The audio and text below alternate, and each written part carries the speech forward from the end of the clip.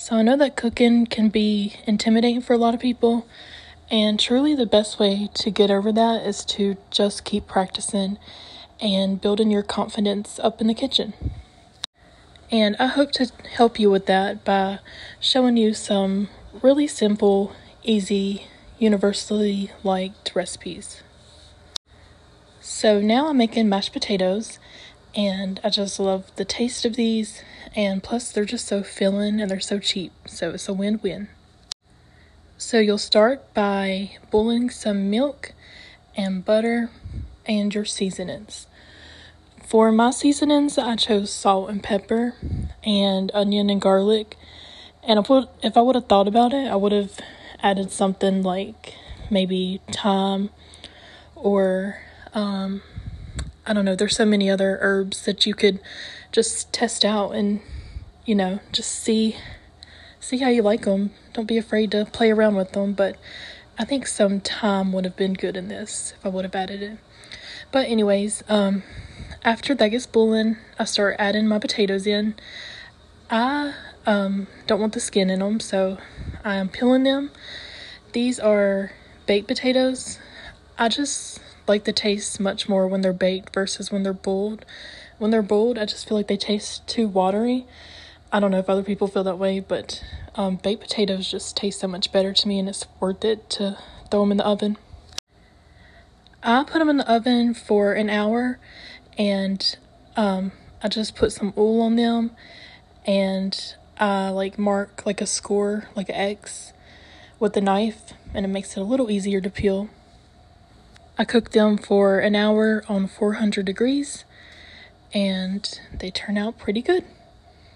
And these are just regular, I think these are russet potatoes from the grocery store. And of course, you can keep the skins on if that's what you'd like. You should definitely try it first and see how you like it.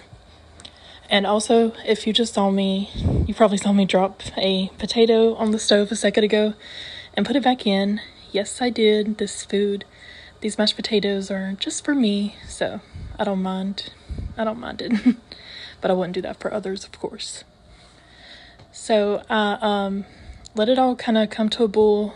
Well, it was already boiling a little bit before, but I let it all kind of simmer and cook together. Then I mashed them down, and just keep doing that process. And I could tell that these were too lumpy for me. Of course, it's always good to start with like a low amount of whatever you're doing, or whatever you're using.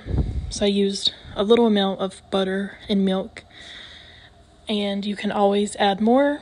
Of course, you can't really take it away, so I just started with a small amount, and it was not enough.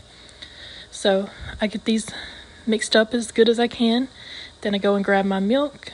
I prefer to use whole milk, but all I had was my daughter's fat-free lactate milk, but it's fine, and it still tasted very good. But and you just see what you like the best, what tastes best to you. But for me, whole milk, and then whole fat cheese and yogurt, all of that just tastes so much better when it's whole. But just play around with it and see what you like. But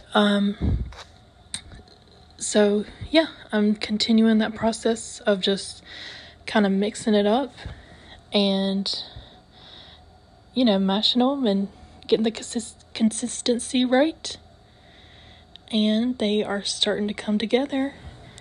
Also, at this point, you can add some cheese if you'd like it. So I think like Parmesan cheese and thyme would have been good for me, but I just wasn't thinking in the moment. But you could also do like cheddar cheese and sour cream and bacon bits and make it like a loaded mashed potato. That would be good too. And with this, I had some meatloaf and some green beans, and I just think this meal turned out perfectly easy and yummy.